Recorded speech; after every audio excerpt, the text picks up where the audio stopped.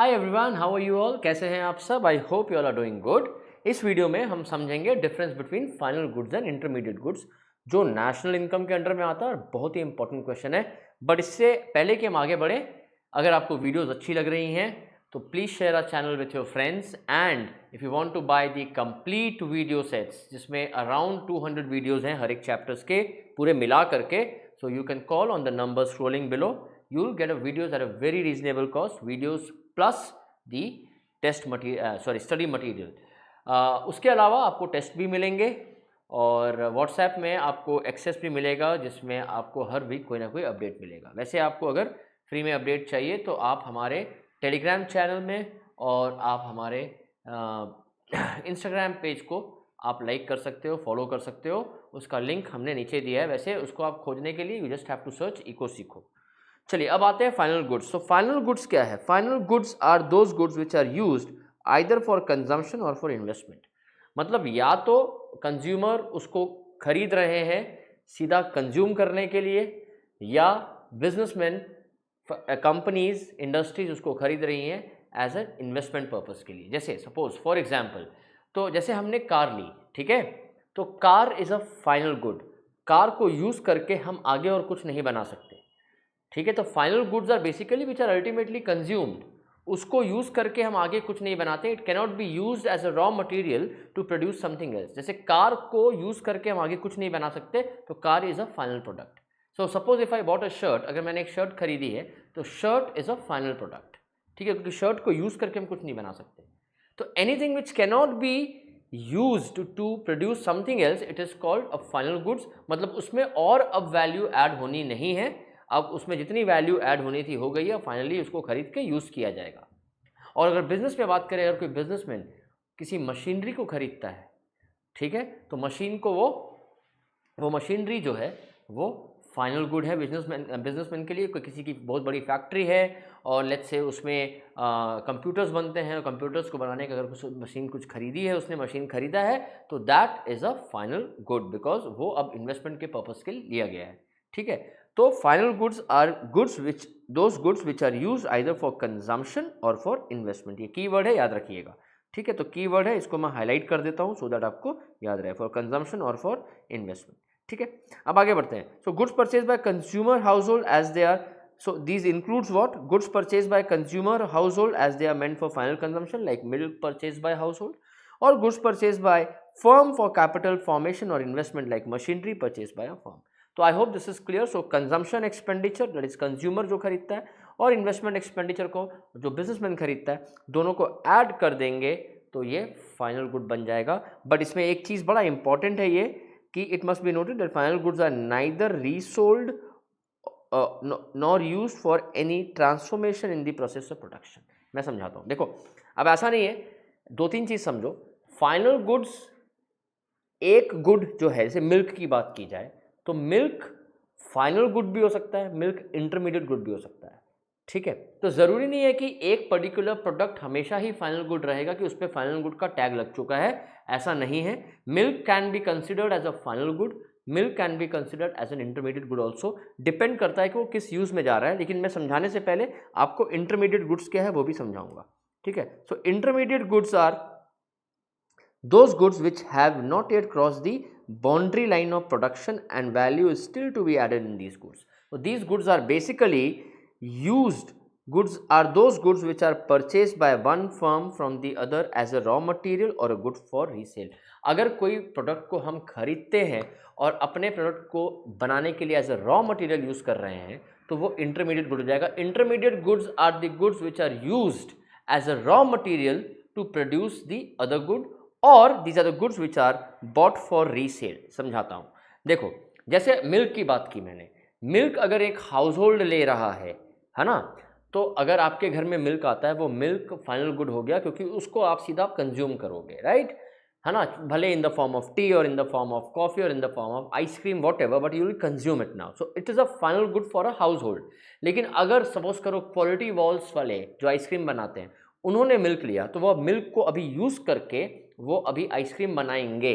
तो मिल्क को अगर यूज़ करके आइसक्रीम बनाएंगे, now milk is being used as a raw material here, so milk here becomes an intermediate goods.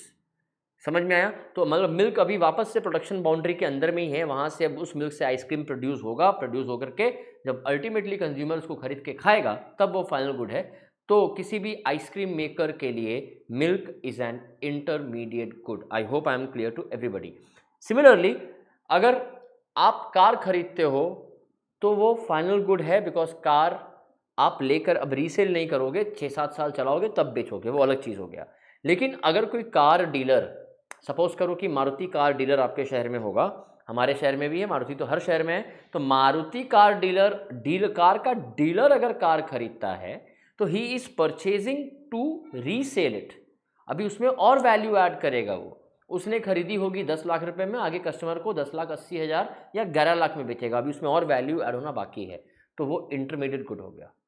तो remember, intermediate goods या तो एज अ रॉ मटेरियल के लिए यूज किया जाता है या goods which are purchased for resale. Again मैंने मशीनरी बताया था प्रीवियस एग्जांपल फाइनल गुड्स में कि machinery purchase by a company is a final good. लेकिन क्या मशीनरी हर समय फाइनल गुड है? नहीं। अगर सपोज करो कि मैं एक डीलर हूँ जो मशीन कंपनी से खरीद के अपने शहर में बेचता हूँ, तो I am a dealer, I am a distributor, what ever, वो मशीन अगर मैंने ली है तो वापस से बेचने को, वो हमारा इंटरमीडिएट गुड्स हो गया। तो वो रीसेल के लिए नहीं होना चाहिए, तभी फाइनल गुड होगा। ठीक है, तो फाइनल गुड और इंटरमीडिएट गुड्स के लिए आपको एक चीज़ क्लियर होना, पर्पस भी समझना है, हर गुड हमेशा फाइनल गुड या इंटरमीडिएट गुड नहीं होता है। Got it? अब समझते हैं। तो for example, shirts purchase by firm X from firm Y for resale as intermediate goods because value is to be added in the shirts like through resale. जैसे आप दुनिया भर के शोरूम्स है, Allen Solly, Louis Philippe, BlackBerry, आप वहाँ से जो शर्ट खरीदते हैं, आखिर तो भाई उस जो शोरूम ओनर है उसने भी शर्ट खरीदी है, वो शर्ट क्या उसके लिए फाइनल गुड है? नहीं, उसके लिए इंटरमीडिएट गुड है, बिकॉज वो रीसेल करेगा। अगर मैंने जाके वो शर्ट उस शोरूम से ले ली, अब मुझे पहननी है, वो फाइनल गुड हो गया, बिकॉज अब मैं रीसेल नहीं करूँगा, अब मैं फाइनली उसको कंज्यूम करूँगा। राइट? अब आगे आते हैं हम लोग दोनों के डिफरेंस में, बट डिफरेंस में एक चीज़ और समझना कि goods used up in the same year are intermediate goods. देखो, जैसे आप सपोज करो कि एक स्टील मेकिंग कंपनी है, स्टील बनाने के लिए जो मेन प्रोडक्ट है, मेन रॉ मटेरियल है, दैट इज कोल। तो स्टील कंपनी के लिए coal is an intermediate good because it is used as a raw material. देखो, इसको समझो, बड़ा इंपॉर्टेंट है। अब सपोज करो, लेकिन अगर 1 साल के अंदर यूज़ नहीं करते हो, ठीक है, फॉर एग्जाम्पल अगर आपने कोल खरीदा, आपकी स्टील कंपनी है, आपने कोल खरीदा 1 जनवरी को, ठीक है तो इंटरमीडिएट गुड। आपने 10 टन कोल खरीदा, जिसमें से 7 टन आपने 31 दिसंबर तक यूज़ कर लिया और 3 टन आप यूज़ नहीं कर सके। जो 3 टन आप यूज़ नहीं कर सके हो सेम ईयर, आपके प्रेमाइसिस में वो 1 साल से ज़्यादा अगर रह जाए, that intermediate good is again converted into final good. तो देखो यहाँ पे एग्जाम्पल दिया है, suppose X purchased 10 tons of coal in 2018 for making glasses. Only 7 tons coal was used in 2018. Now 7 ton coal has to be taken as intermediate good and remaining 3 tons coal will be treated as a final good.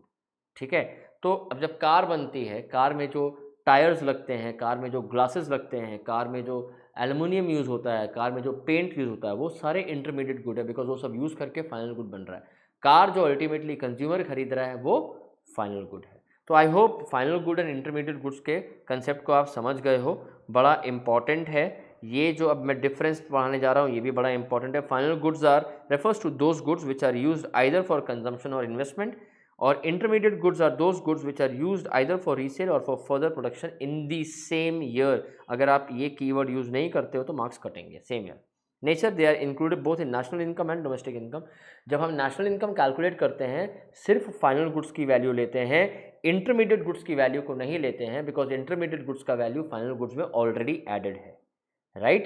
तो अगर हम car है तो final goods car की value ही national income में add करेंगे, because car अगर 15 लाख रुपए की है तो ये अज्यूम्ड है कि, और ऑब्वियस भी है कि उसमें सारे इंटरमीडिएट गुड्स की वैल्यू ऑलरेडी एडेड है।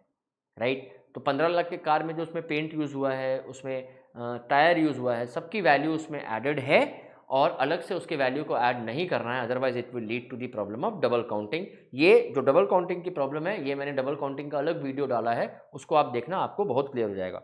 तीसरा, फाइनल गुड में there is no value has to be added, मतलब अब वो फाइनल जो प्राइस में बिक रहा है मार्केट में, अब उससे ज़्यादा उसकी वैल्यू नहीं होगी। इंटरमीडिएट गुड में value has to be added, ठीक है। तो इंटरमीडिएट गुड क्या हो गया, वैल्यू उसमें ऐड अभी होना बाकी है। तो जैसे एक शर्ट बनती है ना, तो एक शर्ट रॉ कॉटन से बनता है।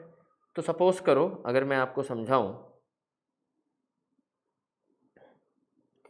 सपोज रॉ कॉटन 100 रुपये का है, रॉ कॉटन से कॉटन यान बना, वो 120 का भी, कॉटन यान मतलब जो धागा बनता है, यान से शर्ट मटेरियल बना, वो बिका 200 रुपये में।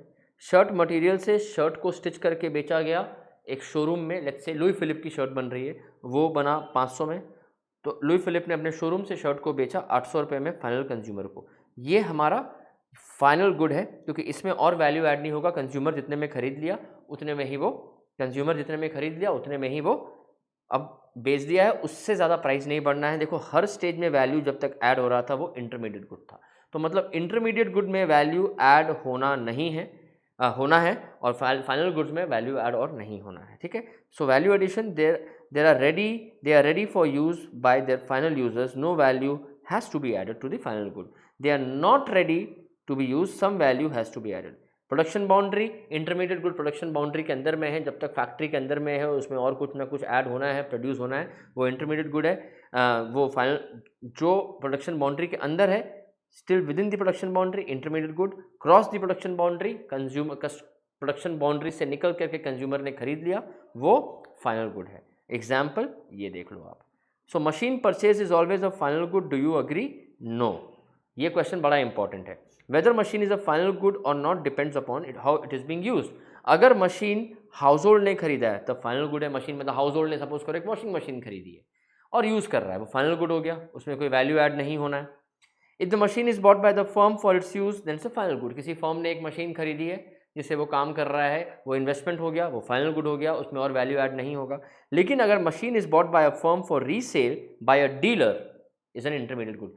जिससे हमने मशीन खरीदा डीलर से, उसने भी तो मशीन खरीदा, उस डीलर के लिए मशीन खरीदना is an intermediate good because वो रीसेल के लिए ले रहा है।